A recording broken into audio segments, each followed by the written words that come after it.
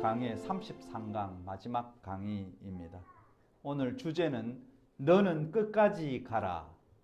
이것이 오늘의 주제입니다. 너는 끝까지 가라. 이것은 13절, 12장 13절에 있는 내용인데요. 여기 우리나라 번역본이 좀 번역에 오류가 있어요. 너는 가서 마지막을 기다리라. 이것이 아니고요. 히브리어 성서 원문에는 너는 끝까지 가라. 이것이 원문의 내용이고요. 그 다음에 보수적으로 번역한 영어 성서 New International 버전에도 똑같이 이렇게 해석이 되어 있습니다. 뭐라고 New International 버전 NIV 성경에 뭐라고 했냐면 As for you, go your way till the end. 가라. 너의 길을 your way till the end. 이 뜻은 마지막까지입니다. 그러니까 가라. 너는 마지막까지 가라. 너는 너의 길을 마지막까지 가라. 그 앞에 강조가 뭐냐면 as for you. 그러므로 너는, 이것이 중요합니다. 그러므로 너는 끝까지 가라. 이것이 다니엘서 전체의 주제이기도 합니다. 우리가 다니엘서를 볼 때에 한때, 두때, 반때, 오늘 여기 12절 보면 1335일, 1335일, 1230일, 2300주야. 이것이 중요한 게 아니고요. 그래서 성서를 볼 때 우리가 그래, 날짜 이거 중요해. 그래서 어느 목사님 보니까 날짜가 1335일, 이거는 언제부터 계산해가지고 언제까지니까 이거는 이렇다. 이게 중요한 내용이 아니라는 거예요. 이 날짜, 이 때, 이 시간을 이야기한 것은 마지막까지 네가 이 때에 한정이 있기 때문에, 기한이 있기 때문에 마지막까지, 끝까지 너는 이것을 지키면서 가라. 이것이 가장 중요한 내용이에요. 우리는 그래서 이런 날짜, 숫자, 이런 것에 집착할 필요가 전혀 없다는 겁니다. 이건 지엽적인 거라는 것이죠.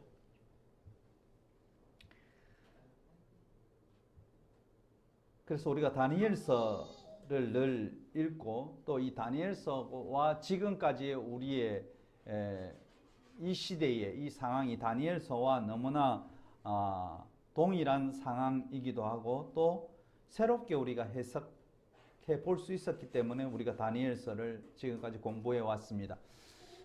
우리가 성서를 읽을 때 참 중요한 게 여러분 뭐라고 생각하시는지 모르겠습니다만은 각자 나름대로 성서를 읽을 때 어떤 분은 성서를 이렇게 생각하는 분이 있고 어떤 분은 저렇게 생각하는 각자의 생각이 다를 것입니다. 그런데요, 성서가 쓰여질 때는 항상 이 성서를 읽는 독자를 향해서 쓰여졌다는 사실이에요.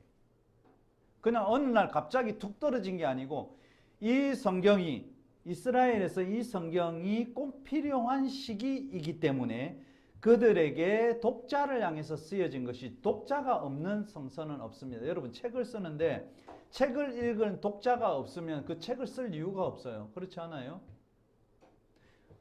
음악을 작사하고 음악을 작곡하는데 이것을 들어줄 사람이 없는데 모르죠. 혼자 즐기기 위해서 작곡하고 작사하는 사람도 있을 수 있겠지만 성서의 말씀은 정말 중요한데요. 성서의 말씀은 이 독자의 배경을 모르면 성서 이해에 대해서 굉장히 부족하고 성서 이해가 정말 그 얄팍한 이해 속에 들어갈 수밖에 없습니다. 우리가 고린도전서 오늘 그 성서 일과 봉독에서 읽었잖아요. 그러면 고린도전서에서 나오는 이 방언, 통역, 예언의 문제, 이게 왜 바울이 언급했을까? 그 당시에 고린도 교회 독자들은 이 문제로 교회가 굉장히 혼란스러웠다는 겁니다. 지금도 교회들이 혼란스럽지만 이 고린도 교회의 문제가 계속해서 일어나니까 바울이 계속해서 편지를 보내는 거예요. 그래서 너희들이 이 문제는 이렇게 해결했으면 좋겠다. 내 생각은 이렇다. 이것은 바울의 생각이라는 겁니다. 중요한 것은. 우리가 신약 성서를 읽을 때 이게 하나님의 말씀이지라고 우리는 읽습니다. 물론 하나님의 말씀이라고 생각하고 우리는 읽습니다. 그렇게 믿으면서 읽습니다. 그러나 바울은 이 고린도전서, 고린도후서 편지를 쓸 때 내 이 편지는 성경이 될 것이야 라고 바울이 성경을 쓰지는 않았다는 겁니다. 고린도 교회에 보낸 편지를 모았더니 이것이 후대의 교부들이, 후대의 이 교회 지도자들이 그래 이 바울 서신 고린도 전후서를 우리 성경 안에 집어넣자 이렇게 해서 넣은 거예요. 그래서 이 성서에 대중이 넣었냐, 독자가 무엇이냐 이것을 알지 못하면 엉뚱한 해석을 하고 이상한 해석을 하게 된다는 것입니다. 그래서 우리가 성경을 이해할 때 너무나 단편적으로 있는 내용 보니까 예수님께서 내 죄를 위해서 십자가 지셨네. 그래 내가 예수 믿으면 내 죄가 예수님께서 다 씻었으니까 나는 천국 가겠네, 영생을 얻겠네 이렇게 그냥 이야기합니다. 그러나 근본적으로 당신에게 영생은 무엇입니까? 당신에게 천국이 뭡니까? 이러면 그에 대한 2차, 3차의 대답은 정말 궁색하다는 겁니다. 기독교인의, 특히 한국의 기독교인, 미국도 마찬가지겠죠. 가장 큰 문제는 너무나 그들의 믿음이 빈약하다는 거예요. 그래서 이단이 오면 거기에 현혹돼서 쑥쑥 빠지게 되는 것입니다. 성서는 한 번 질문하고, 두 번 질문하고, 세 번 질문하고, 수많은 질문을 통해서 진리의 성령이 예수께서 하신 말씀을 기억나게 하시는 그 순간까지 우리는 질문하고 질문을 해야 된다는 사실입니다. 오늘 다니엘서 마지막 강의에서 12장에 우리에게 강조한 것은 너는 끝까지 가라 입니다. 우리가 이게 너는 이러니까 그냥 다니엘을 가리키겠나? 이 다니엘서 여러분 배경을 보면 다니엘서가 몇 년의 기간을 거쳐서 쓰여진 책이에요. 이 안에 기록은 약 400년 동안의 기간 동안 쓰여진 거예요. BC 586년, 다시 말해서 예수님 오시기 전 그의 600년, BC 600년부터 BC 200년 가까이 이 400년 기간 동안 그럼 다니엘이 살았을까? 살 수가 없어요. 그래서 후대에 쓰여져서 이것이 성서로 엮어진 것이라. 그러면 이 다니엘서는 누구를 독자로 해서 쓰여진 것인가? 그 당시에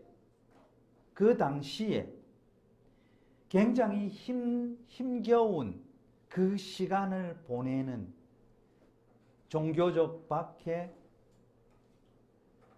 그리고 예배를 드리지 못하는 안디오코스 에피파네스의 박해 고난의 시기, 그 시기를 중점으로 해서 이 다니엘서가 쓰여졌다는 것이에요. 그래서 핵심이 뭐냐면 안디오코스 에피파네스의 이 고난의 시간이 언제 끝날 것인가? 그래 봐라, 그 고난의 시간은 끝날 종점, 마지막이 있다. 정해진 날이 있다. 그러니까 그 마지막 때까지 너희들이 기다리라. 너는 끝까지 가라. 배교하지 말고, 신앙을 버리지 말고, 하나님을 믿는 그 신실한 신앙을 가지고 끝까지 가라. 그리고 고통스럽고 힘겨운 날을 너희들이 잘 견뎌라. 이것을 주는 것이 다니엘서의 핵심적인 교훈이에요. 한때, 두때, 반때, 2300주야, 1335일, 이게 중요하지 않다는 겁니다. 이것을 어떻게 알겠어요? 뒤에 지나고 보니까 그 작가의 시점에서 생각해 보면 1335일이요. 또 그 앞에 작가의 시각에서 생각해 보니까 2300주야요. 이렇게 나와요. 그래서 이것이 쓰여진 시점에서 날짜를 계산하면 날짜가 틀릴 수 있다. 틀린 게 아니고 다를 수 있다. 이것을 생각하고 다니엘서를 읽으시면 여기에서 우리에게 주는 것이 뭔가, 정말 어려운 시기가 너희들이 지나가고 있지만 곧 끝날 것이다. 그 날이 오래 가지 못할 것이다. 그것이 다니엘서가 보여주는 내용입니다. 그래서 다니엘서의 마지막 절에 너는 끝까지 가라 이 말입니다. As for you, go your way till the end. 마지막까지 가라. 사랑하는 성도 여러분, 우리가 참 힘든 이 대한민국의 시기를 지납니다. 그러나 끝까지 갑시다. 실망하지 않고 고통스럽고 힘겨운 날을 참아냅시다. 그 끝이 분명히 보입니다. 지난 우리가 5월 23일 화요일 날 노무현 대통령 14주기를 맞이했습니다. 저는 그의 연설과 어록들을 보고 읽으면서 늘 이런 생각을 합니다. 21세기의 예수는 노무현 대통령이 아닐까 그렇게 생각합니다. 그의 삶, 성공, 실패, 죽음, 다시 21세기에 부활한 그의 모습, 오늘 동시대를 살아가고 있는 우리는 그의 모습을 생생하게 체험하고 있습니다. 과거에는 글만 남았잖아요. 우리의 조상들의 역사, 글만 남았어요. 근데 지금은 뭐가 남습니까? 글도 남고 동영상도 남고, 그래서 10년이 지나도 20년이 지나도 그가 한 말들, 그의 생각들을 우리는 지금 볼 수 있다는 것이 얼마나 참 기쁜 일인가. 이렇게 부활할 수 있겠구나라는 생각을 저희들이 하게 됩니다. 그 말씀을 예수님께서 2000년 전에 우리에게 이 동영상의 시대가 올 줄 알고 2000년 전에 요한복음 12장 24절에 이렇게 말씀했습니다. 우리가 너무나 잘 아는 말씀. 내가 진실로 진실로 너에게 이르노니 한 알의 밀이 땅에 떨어져 죽지 아니하면 한 알 그대로 있고 죽으면 많은 열매를 맺느니라. 우리 처음에 그분이 돌아가시기 전에 얼마나 많이 욕했습니까? 지지율 땅바닥이었습니다. 돌아가시고 나니까 수많은 사람, 수천, 수만, 수십만, 수백만의 사람들이 그의 죽음을 애도하고 그가 다시 우리에게 깨우쳐진 말들을 14년이 지났는데 지금 다시 그 말을 다시 되새기고 그가 말한 그 시대 우리가 다시 좀 찾았으면 좋겠다. 그 시대를 우리가 만들고자 하는 마음이 우리 속에 막 불과 같이 오르잖아요. 그는 죽음으로 우리에게 엄청난 것을 남긴 것입니다. 그가 죽기 전에 또 그가 다스리기 전에 그가 우리에게 어록으로 말하기 전에 연설로 말하기 전에 우리는 늘 이렇게 생각했습니다. 권력자가 누르면 누르는 대로 굴복하고 강자가 약자를 억압하면 그래 나는 당연히 당해도 싸지 나는 약하니까 그렇게 우리는 생각했습니다. 가진 자가 없는 자를 멸시해도 그래 내가 힘이 없어서 그래 힘이 없으니까 당연히 당해야지 늘 그렇게 우리가 생각했잖아요. 특히 지금의 시대를 우리가 살고 있는 1960년, 70년, 80년, 90년 그 시기까지 우리의 생각, 우리 부모들이 가졌던 생각이 뭡니까? 그래 힘이 약하면 그냥 눌려서 살아야 돼. 고개 들다가는 큰일 나. 그런 이야기 얼마나 많이 했습니까? 그래서 부모들이 늘 생각해 우리 아들이 성공해서 위에 올라가야 돼. 판사가 돼야 돼. 검사가 돼야 돼.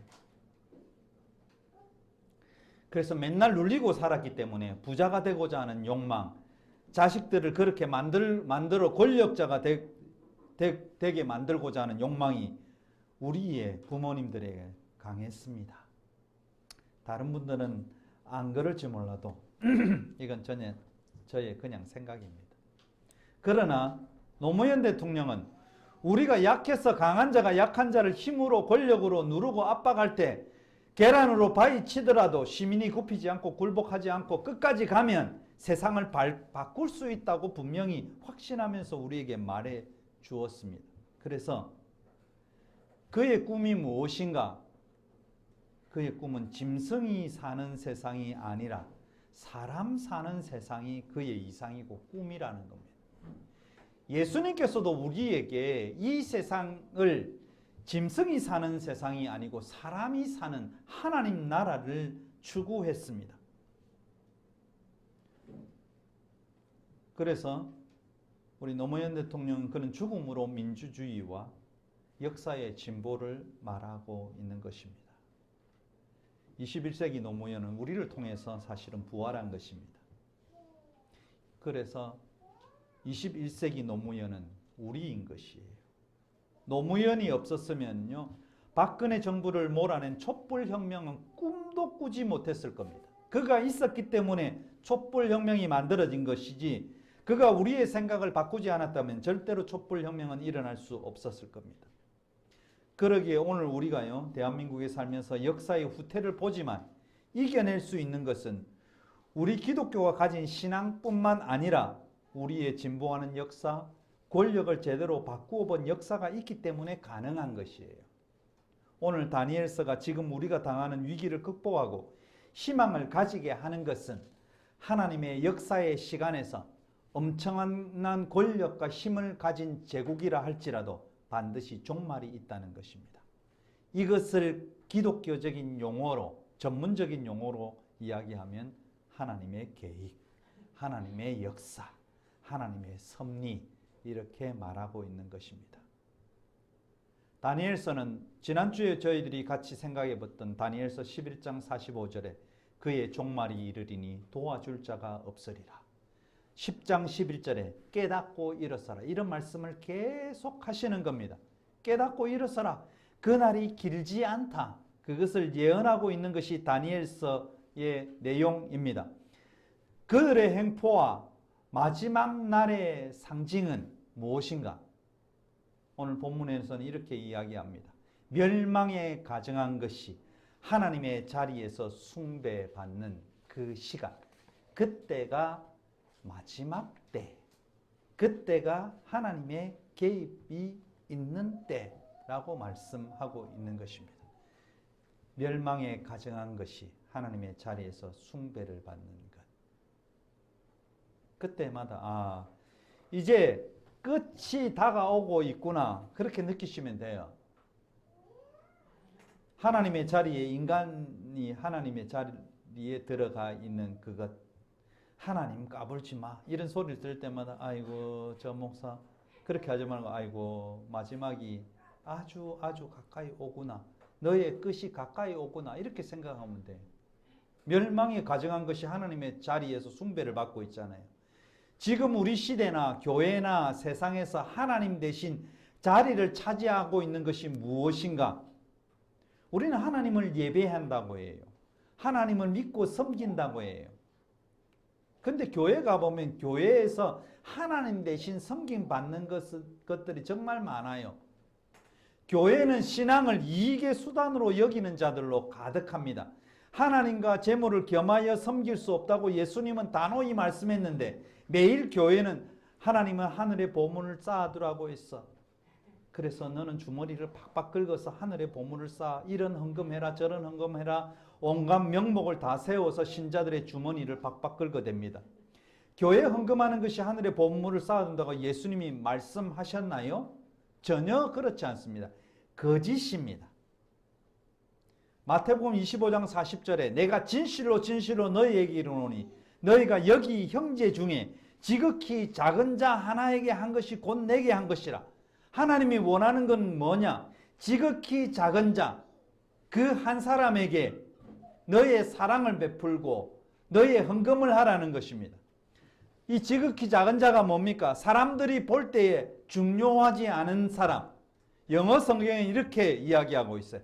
unimportant, important, 중요한 사람이 아니고 unimportant, 중요하지 않는 그 사람, 그것이 작은 자예요. 네 눈에 보이게, they seemed, 네 눈에 보이기에 unimportant한 사람, 그 사람에게 하는 것이 곧 내게 한 것이라. 사랑하는 성도 여러분, 예수님께 한 것이 무언가? 하나님께 한 것이 무언가? unimportant한 사람에게 하는 것입니다. 작은 자에게, 관심이 없는 자에게. 교회는 소외된 자, 가난한 자, 노동자, 힘없는 자, 이런 자에게 100% 관심이 없습니다.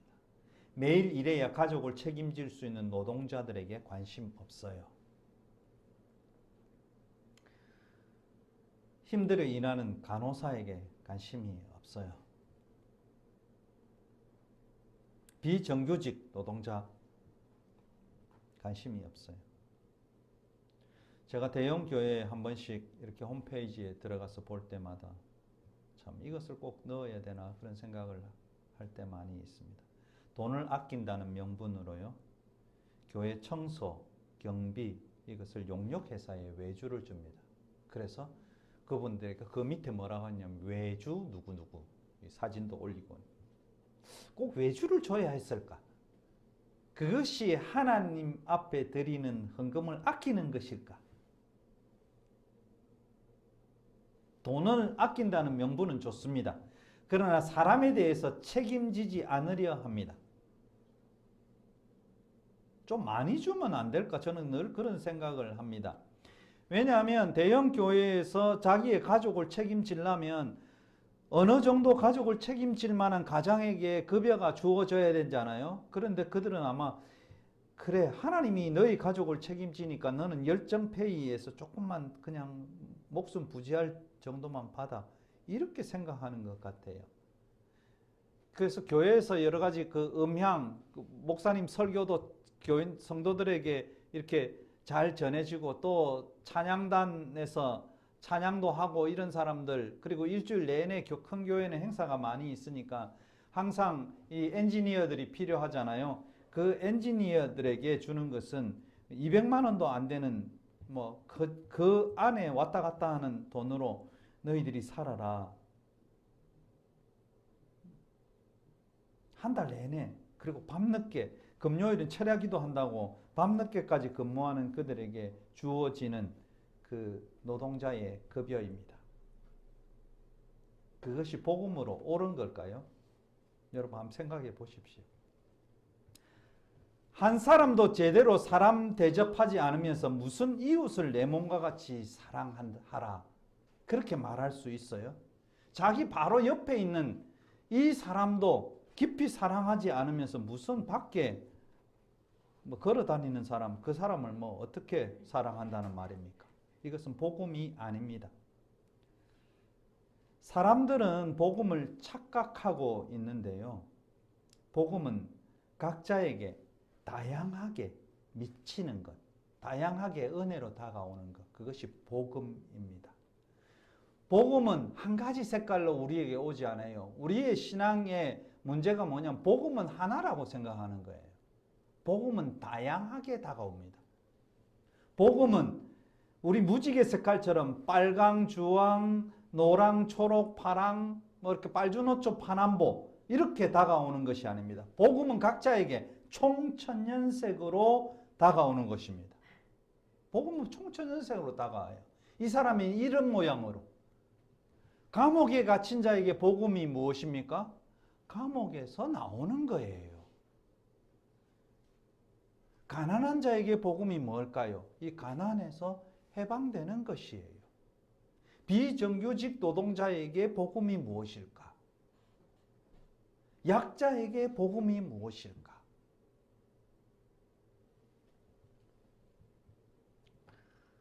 그래서 복음은 총천연색이죠. 복음은 굿뉴스, 좋은 소식이잖아요. 아픈 사람이 회복되는 것, 이거 복음이에요. 실업자가 직장을 가지는 것, 복음이에요.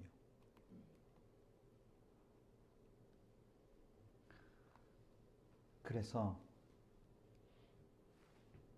복음은 각자에게 다양하게 나타난 것입니다.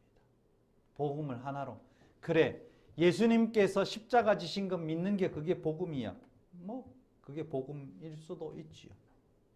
그것뿐만 아니라 복음은 다양하게 다양한 모습으로 다양한 모양으로 우리에게 나타나고 있는 것입니다. 천국 복음은요.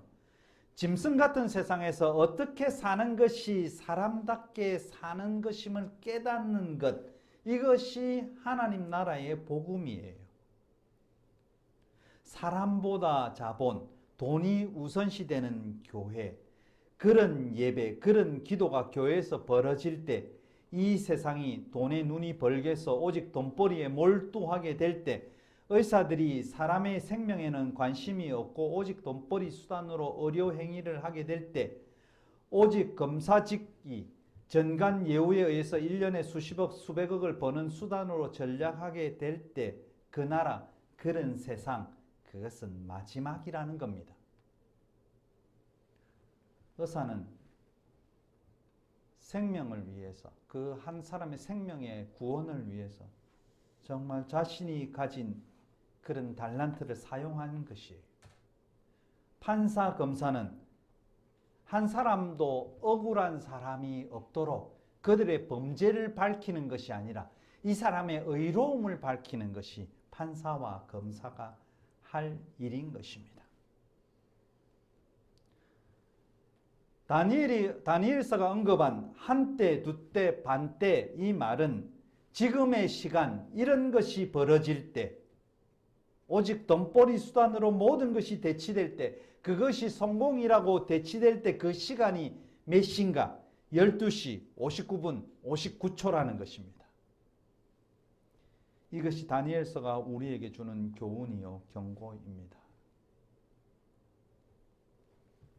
사랑하는 성도 여러분, 지금 우리가 살아가는 이 시대에 계속 자유를 외치잖아요. 전남대 철학과에 계시는 박구영 교수는 자유의 폭력이라는 책에서 늑대에게 자유는 사슴에게 폭력이라고, 사슴에게는 죽음이라고 말하고 있습니다.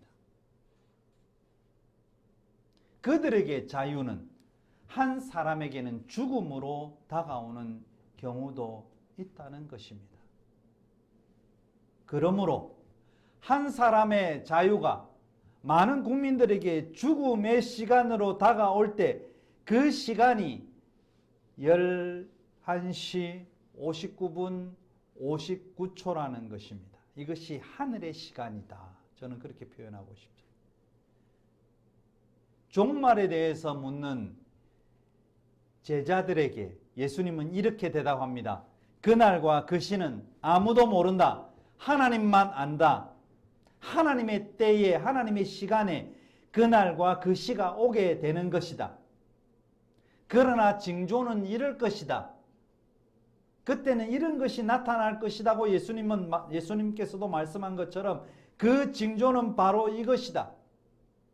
사람이 존중받지 못하고 멸망에 가증한 것이 거룩한 자리에 서 있고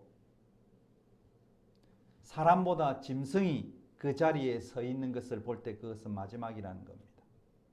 지금 우리가 살고 있는 세상은 우리가 보기에도 말도 안 되는 일들이 종교, 정치, 사회, 문화에서 벌어지고 있습니다. 무지와 오류 속에 빠져 있는 사람들은 자신들이 가진 신앙과 신념이 늘 옳다고 생각합니다. 그래서요, 상대방을 이해하려고도 하지 않고 토론하려고도 하지 않고 오직 이념에만 매몰되고 옳고 그름을 분별하지 못하고 살아가고 있다는 사실입니다. 사람의 무지가요 종교를 만든대요. 여러분이 신앙생활하는 거나 저는 신앙생활하는 거나 이것이 가장 문제가 뭐냐면 무지함이 내 종교가 돼서는 안 된다는 겁니다.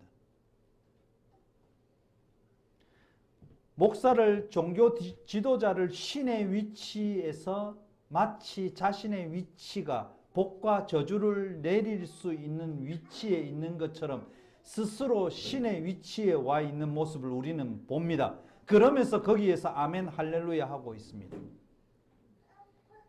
참으로 유한한 인생이 뭘 그리 우쭐대는지 서로 사랑하고 섬기고 살아도 늘 부족한데 높임을 받으려 하고 존경을 받으려 하고 교회는 돈 많은 사람이 좌지우지하고 자본과 자본주의가 거룩한 제단 위에 세워지게 될 때 그런 현실은 끝을 알리는 신호인 것입니다. 그래서 다니엘에게 너는 끝까지, 너는 여기 강조되는 끝까지 가라보다 더 강조되는 것은 너는 이라는 단어입니다. 너는 끝까지 가라. 지금 우리나라의 운명을 보면요, 백척간두에 서 있습니다. 대통령은 자꾸 우리 보고 뭔가 느끼라고 주문을 합니다. 후쿠시마 오염수는 마셔도 된다고 느끼라고 이야기합니다. 우리나라는 심리적으로 G8, G7, 요새는 G8이라고 하는데 G8에 들어갔다고 합니다. 이것을 늘 느끼라고 합니다. 우리 대한민국 느껴야 되는 세상인 것입니다. 제가 보기에 우리나라의 극우 집단들은 심리적으로 내선 일체를 느끼고 있는 것 같아요. 일본과 조선은 하나다. 그래서 우리를 계속 압박하면서 심리적으로 내선 일체를 느끼라고 합니다. 일본 방사능 오염수를 마치 정수기 필터가 완전히 정수한 것처럼 후쿠시마 오염 처리수라고 느끼라고 합니다. 실제로 우리의 경제는 바닥으로 줄다름치고 있습니다. 노동자의 삶은 팍팍해질 대로 팍팍해지고요. 빈부격차는 90%의 국민이 10%를 위해서 살고 10%의 부자는 부의 90%를 소유하고 있습니다.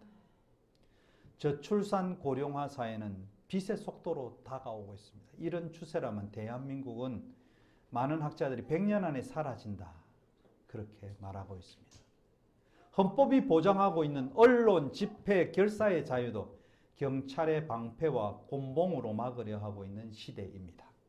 이런 것을 볼 때 하나님의 정하신 그 끝의 순간이 임박하였음을 우리에게 알려주고 있는 것입니다. 하늘에 계신 영원히 살아계시는 이를 가리켜 맹세한 대로 반드시 정해진 시간이 지나고 성도들의 권위가 땅에 떨어지고 멸망에 가정한 것, 돈과 자본주의가 사람 위에 서게 될 때 그것은 종말의 예고편이라고 성서는 말하고 있습니다.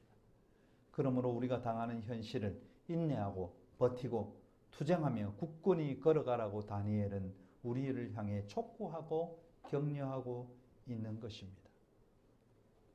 기독교가 부패하고 한국 정치가 부패하고 권력자가 미치광이처럼 운전대를 마구 잡아 돌릴 때 우리 그리스도인들이 반드시 알아야 할 것은 하나님께서 느부갓네살을 광야로 몰아내듯이 벨사살을 향해서 메네메네 대겔 우 바르신 하나님께서 이미 왕의 시대를 세워서 그것을 끝나게 하셨다. 경고 후에 그날 밤에 벨사살이 죽임을 당하듯이 하나님의 시간의 기차는 종말을 향해서 급발진하고 있는 것입니다. 사랑하는 성도 여러분, 지금 우리의 처지와 상황, 지금 내가 처한 현실, 이런 현실을 버티고 굳세게 하루하루를 우리는 살아야 합니다. 하나님은 이런 현실을 이길 힘을 미가엘 천사를 통해서 오늘 성서는 우리를 도와주신다. 보혜사 성령, 오늘 성령 강림절에 우리에게 오신 보혜사 성령을 통해서 매일매일 이런 현실을 이겨나갈 힘을 공급하고 계시다는 사실입니다.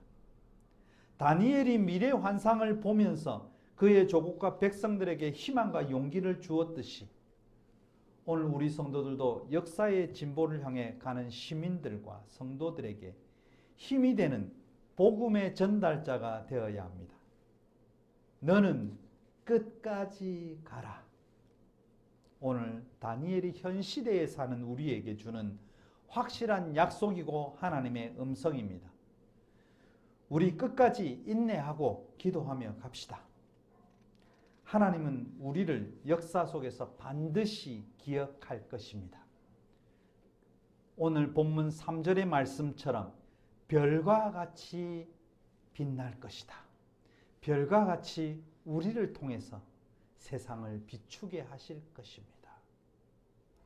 빛으로 어기소침한 세상에 힘과 용기를 주는 하나님의 용사, 성령의 사람들이 다 되시기를 주님의 이름으로 부탁드립니다.